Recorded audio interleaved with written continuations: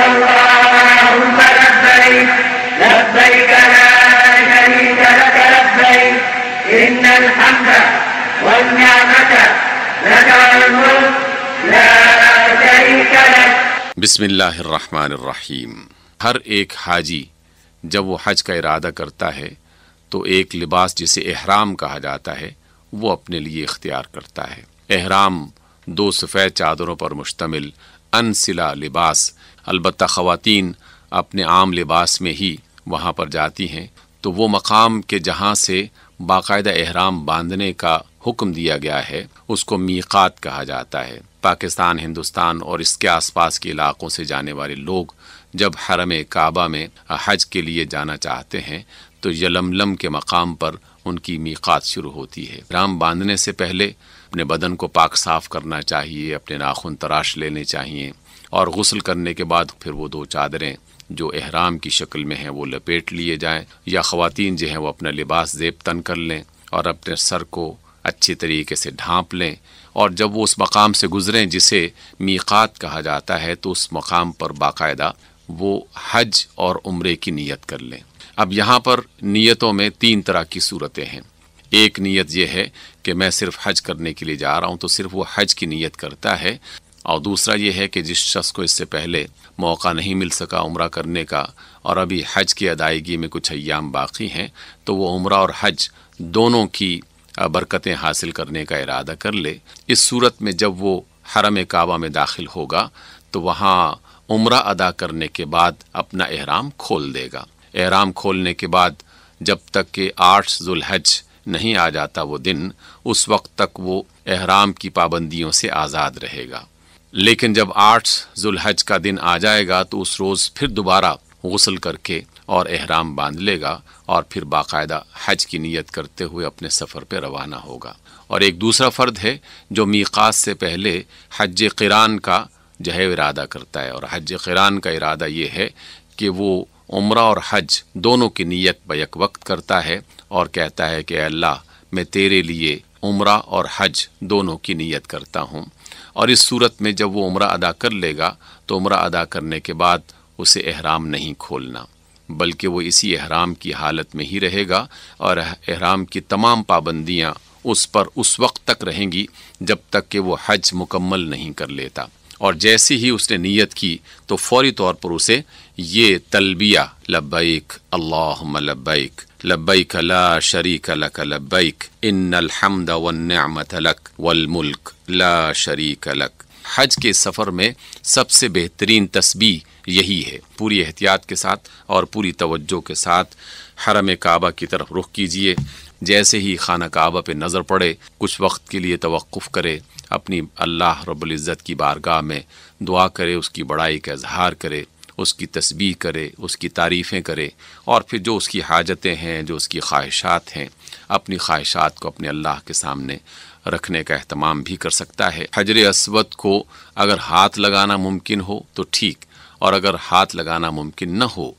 تو وہ پٹی کہ جو حجر اسود کے راستے سے بنائی گئی ہے اس پر کھڑے ہو کر حجر اسود کی طرف رخ کیا جائے اور اپنا ہاتھ بلند کیا جائے اور بسم اللہ اللہ اکبر کہہ کر اپنے طواف کا آغاز کیا جائے. آج کل حرم میں باقاعدہ ایسی لائٹس بھی لگا رکھی ہیں کہ جن لائٹس کو دیکھ کر فوری طور پر اندازہ لگایا جا سکتا ہے کہ میں اس وقت حجر اسود کے سامنے ہوں یا نہیں ہوں. جب آپ نے بسم اللہ اللہ اکبر کا ورد کر کے اپنے طواف کا آغاز کیا تو اس سے پہلے مردوں کو ایک خیال رکھنا ہے کہ جو انہوں نے اوپر احرام کی چادر لے رکھی ہے وہ باقاعدہ اپنے دائیں کندھے سے نیچے سے نکال کر اپنے بائیں کندھے پر وہ ڈال لیے کریں. پہلا طواف جو ہے وہ نسبتاً بھاگتے ہوئے اور زور سے چلتے ہوئے کہ جیسے کوئی آدمی محنت اور مشقت کرنے کے لیے بلندی پر چڑھ رہا ہوتا ہے یا نسبتاً تیز تیز کسی کام کو کرنے کی کوشش کر رہا ہوتا ہے، اس طریقے سے اس بات کا اظہار کرنا. جب آپ کا پہلا طواف ختم ہو جائے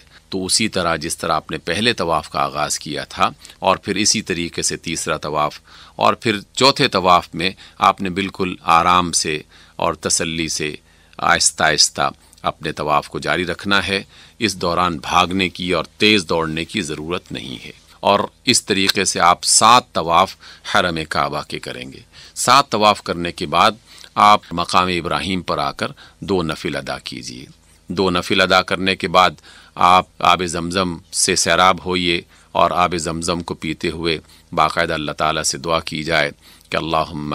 انی اسألک علما نافعا وعملا متقبلا ورزقا طیبا وشفاء من کل داء، اور پھر اس کے بعد صفا اور مروہ میں سعی کرنے کے لیے وہاں چلے جائیے۔ جب آپ سعی کرنے کی غرض سے صفا اور مروہ میں پہنچیں گے تو وہاں پر صفا کے مقام پر کھڑے ہو کر خانہ کعبہ کی طرف رخ کر لیں، اور اگر خانہ کعبہ پر نظر پڑ جائے تو بہت اچھی بات ہے، اور اگر نظر نہ بھی پڑ سکے اللہ رب العزت کی بارگاہ میں باقاعدہ دعا کیجیے۔ دعا پڑھنے کے بعد آپ مروہ کی طرف چلے جائیں۔ اس دوران آپ آہستہ چلیں یا تیز، دونوں صورتوں میں سعی کو آپ نے آغاز کرنا ہے۔ جو بھی دعائیں آپ کو یاد ہیں، جو قرآن مجید کی صورتیں آپ کو یاد ہیں، درود شریف کم از کم سبھی لوگوں کو یاد ہوتا ہے، سورۃ فاتحہ سبھی کو یاد ہوتی ہے، وہ اپنی زبان سے دہراتے رہیں۔ آپ جب سعی کے لیے صفا سے مروہ کی طرف جا رہے ہوں گے تو راستے میں ایک مقام پر سبز لائٹس آپ کو نظر آئیں گی۔ ایک سبز لائٹ سے لے کر دوسری سبز لائٹ تک آپ نے تیز چلنا ہے دوڑنے کی شکل میں۔ دوسری سبز لائٹ کو کراس کرنے کے بعد آپ ایک نارمل انداز میں چلتے رہیں اور دعائیں پڑھتے رہیں، اور جب آپ مروہ پہ پہنچ جائیں تو مروہ پہ پہنچنے کے بعد پھر دوبارہ خانہ کعبہ کی طرف رخ کر لیجئے، اور جو دعا آپ کو یاد ہے وہ دعا پڑھ لیں۔ جب آپ نے صفا سے مروہ کی طرف سفر کیا تو یہ آپ کا پہلا ایک چکر ہو گیا۔ صفا سے مروہ تک آپ کی ایک صحیح ہو گئی، اور مروہ سے صفا تک دوسری صحیح ہوگی۔ یہ 7 چکر آپ کے دوبارہ مروہ پر مکمل ہو جائیں گے، اور ہر دفعہ جب آپ صفا پہ پہنچیں تو باقاعدہ خانہ کعبہ کی طرف رخ کریں اور وہاں پر دعا پڑھیں۔ جب آپ کے 7 یہ والے چکر پورے کر لیے، اس صورت میں آپ کا عمرہ پورا ہو جائے گا۔ اگر آپ نے حج تمتع کا ارادہ کر لیا تھا تو بس آپ حج تمتع کے لیے یہ عمرہ ادا کرنے کے بعد اپنے احرام کھول دیں، اور جو بھی زندگی کی دیگر ضروریات ہیں ان کو آپ اختیار کرتے رہیں، سوائے ازدواجی تعلقات کے اس کو اختیار کرنے کی اجازت نہیں ہے۔ البتہ اگر آپ نے حج قران کر رکھا ہے تو پھر آپ نے احرام بھی نہیں کھولنا، بلکہ صرف عمرہ کرنے کے بعد آپ جو ہیں وہ واپس آ جائیں گے اب جہاں جہاں آپ کی رہائش گاہ ہے۔ اور جب 8 ذو الحج ہوگی تو 8 ذو الحج کو دوبارہ سے آپ غسل کیجئے، اور غسل کرنے کے بعد احرام باندھیے۔ احرام باندھنے کے بعد باقاعدہ تلبیہ کہیے، لبیک اللہم لبیک لا شریک لک لبیک ان الحمد والنعمت لک والملک لا شریک لک۔ اس تسبیح کو مسلسل پڑھتے چلے جائیے اور مینا کا سفر اختیار کیجیے۔ مینا میں پہنچیے، وہاں ظہر کی نماز ادا کیجیے، عصر اور مغرب اور عشاء کی نماز ادا کیجیے، اور دوسرے دن 9 ذی الحج کی فجر کی نماز بھی مینا میں ہی ادا کیجیے۔ مینا میں فجر کی نماز ادا کرنے کے بعد اب آپ کا اگلا سفر شروع ہوتا ہے، اور یہ سفر ہے عرفات کا۔ دعائیں پڑھتے ہوئے آپ عرفات کے میدان میں پہنچ جائیں۔ آپ کو عرفات کے میدان میں جہاں پڑاؤ کرنے کا موقع مل جائے، یا جو بھی آپ کے لیے جگہ متعین کی جا چکی ہو، وہاں پہنچیے، اور وہاں باقاعدہ اللہ تعالیٰ کی تسبیح و مناجات میں جو بھی دعائیں آپ پڑھ سکتے ہیں، قرآن مجید کی تلاوت کر سکتے ہیں، وہ سارا کا سارا عمل اس پورے دن میں کیجیے۔ عرفات کا ایک دن یہی اصل حج ہے، اور یہاں آپ نے ظہر اور عصر کی دونوں نمازیں بیک وقت جمع کر کے ادا کرنی ہیں، اور ظہر کی نماز بھی قصر ادا کرنی ہے اور عصر کی نماز بھی قصر ادا کرنی ہے، اور یہ عبادت غروب آفتاب تک رہنی ہے۔ سورج کے غروب ہونے کے بعد پھر واپسی کا سفر شروع ہوگا، لیکن سورج غروب ہونے کے باوجود بھی مغرب کی نماز وہاں نہیں ادا کرنی۔ آپ اپنی اپنی سواریوں میں یا جو پیدل چلنے والے ہیں وہ وہاں سے نکلنا شروع ہو جائیں گے، اور اللہ کی تسبیح و مناجات اور لبیک اللہم لبیک یہ سارا کا سارا ورد کرتے ہوئے آپ مزدلفہ کی طرف آئیں گے۔ مزدلفہ میں پہنچیں گے آپ تو مزدلفہ میں آپ نے مغرب کی اور عشاء کی دونوں نمازوں کو جمع کر کے ادا کرنا ہے، اور مزدلفہ میں ہی اگر ممکن ہو سکے تو آپ وہ کنکر جمع کر لیں جو آپ نے مینا میں پہنچ کر ان شیاطین یا جمرات پر آپ نے وہ کنکر چلانے ہیں، اور اگر ممکن نہ ہو سکے تو صرف 7 کنکر اپنے پاس لے جائیں، اور وہ 7 کنکر کیونکہ مینا میں جب آپ پہنچیں گے 10 ذو الحج کو تو وہاں پر باقاعدہ آپ نے سب سے پہلا کام ہی یہی کرنا ہے۔ مزدلفہ سے آپ نے سفر شروع کیا، اور آپ مینا میں پہنچ گئے اگلے دن، اور یہ 10 ذو الحج ہو گیا۔ 10 ذو الحج کو جب آپ مینا میں آپ نے قدم رکھا، اپنے اپنے خیموں میں پہنچیے، اپنا جو ضروری سامان تھا وہاں پر رکھیے، اور پھر اللہ تعالیٰ کا نام لیتے ہوئے، تسبیح اور مناجات کرتے ہوئے، لبیک اللہم لبیک کہتے ہوئے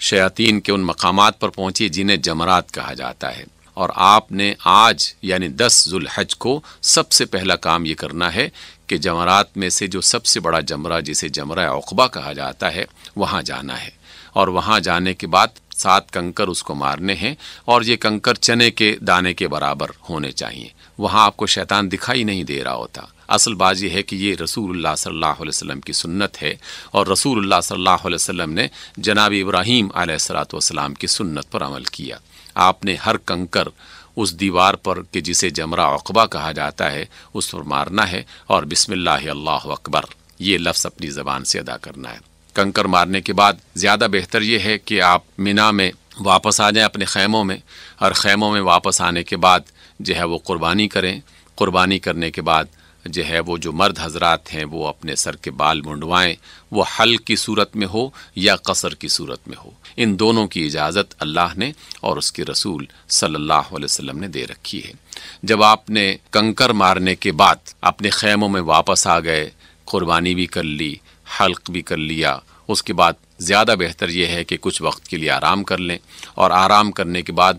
تر و تازہ ہو کر پھر آپ جو ہے وہ طواف افادہ کے لیے حرم کعبہ میں جائیں۔ یہ ایک بنیادی رکن ہے، اس کو ادا کیے بغیر حج مکمل نہیں ہوگا، اس وجہ سے آپ نے طواف افادہ لازماً کرنا ہے۔ یہ 10 کو ہو جائے تو سب سے بہتر ہے، 10 کی رات تک کسی بھی لمحے میں ہو جائے تو تب بھی بہتر ہے، نہ ہو سکے تو پھر 11 کو بھی یہ عمل ہو سکتا ہے، لیکن اس کا کرنا لازم ہے۔ اس لیے آپ حرم میں باقاعدہ جا کے طواف کر کے واپس آ جائیے۔ واپس پھر مینا میں آنا ہے، اور مینا میں اگلے دن یعنی 11 کو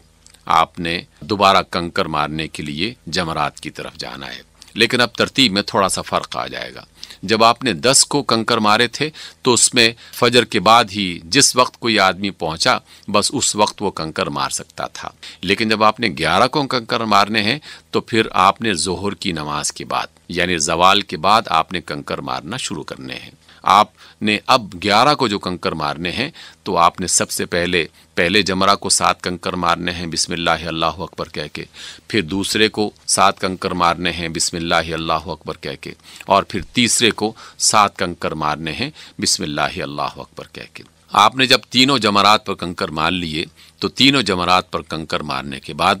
آپ خانہ کعبہ کی طرف رخ کیجئے اور پوری توجہ کے ساتھ اپنے اللہ سے دعائیں کیجئے۔ پھر 12 ذو الحج ہو جائے گا، اور 12 ذو الحج کو بھی آپ نے دوبارہ تینوں جمرات پر یعنی تینوں شیاطین کو چھوٹے اور درمیانی اور بڑے ان مقامات پر جا کے کنکر مارنے ہیں بسم اللہ اللہ اکبر کہہ کے، اور پھر خانہ کعبہ کی طرف رخ کر کے دعا کرنی ہے اور واپس اپنے خیموں میں آ جانا ہے۔ 12 کو کنکر مارنے کے بعد اگر کچھ لوگ واپس جانا چاہیں تو وہ مغرب سے پہلے خانہ کعبہ کی طرف واپس جا سکتے ہیں، لیکن اگر مغرب وہیں مینا میں ہو گئی تو پھر زیادہ بہتر ہے کہ وہیں پر قیام کیا جائے، اور پھر 13 کو وہاں سے کنکر مارنے کے بعد پھر وہ خانہ کعبہ کی طرف یعنی حرم کعبہ کی طرف رخ کریں گے۔ ایک بہت بڑی تعداد 12 کو ہی یہ کنکر مارنے کے بعد فارغ ہو جاتے ہیں، اور ظہر کے فوراً بعد وہ حرم کعبہ کی طرف سفر شروع کر دیتے ہیں۔ آپ حرم کعبہ میں واپس آئیں اور وہاں اپنی اپنی قیام گاہ میں بھی آ سکتے ہیں، لیکن اگر کوئی شخص واپس جانا چاہتا ہے تو واپس جانے سے پہلے خانہ کعبہ میں وہ دوبارہ وہاں پہنچے حرم کعبہ میں، اور آخری طواف جسے طواف الوداع کہا جاتا ہے وہ طواف ادا کرے۔ لیکن جس روز اس نے خانہ کعبہ سے نکلنے کا ارادہ کیا بس اسی روز وہ طواف الوداع جو ہے وہ کرے۔ یہ گویا کہ حج کا سفر مکمل ہو جاتا ہے۔ اللہ رب العزت کے گھر میں پاک صاف ہو جانے کے بعد اللہ کے رسول صلی اللہ علیہ وسلم کے حضور حاضر ہوں، اور جب آپ حرم نبوی میں داخل ہوں تو بڑے ادب اور بڑے احترام کے ساتھ جو بھی سلام اور درود کی مختلف صورتیں ہو سکتی ہیں باقاعدہ اپنا سلام پیش کیجئے، اور پھر اللہ کی بارگاہ میں اپنے لیے، اپنے عزیزوں کے لیے اور امت کے لیے دعائیں کیجیے. وآخر الدعوانا الحمد للہ رب العالمین. لبيك اللهم لبيك لبيك لا شريك لك لبيك إن الحمد والنعمة لك والملك لا شريك لك. This program is the sole property of Central Productions, Pakistan Broadcasting Corporation, Islamabad. Piracy in this regard is illegal.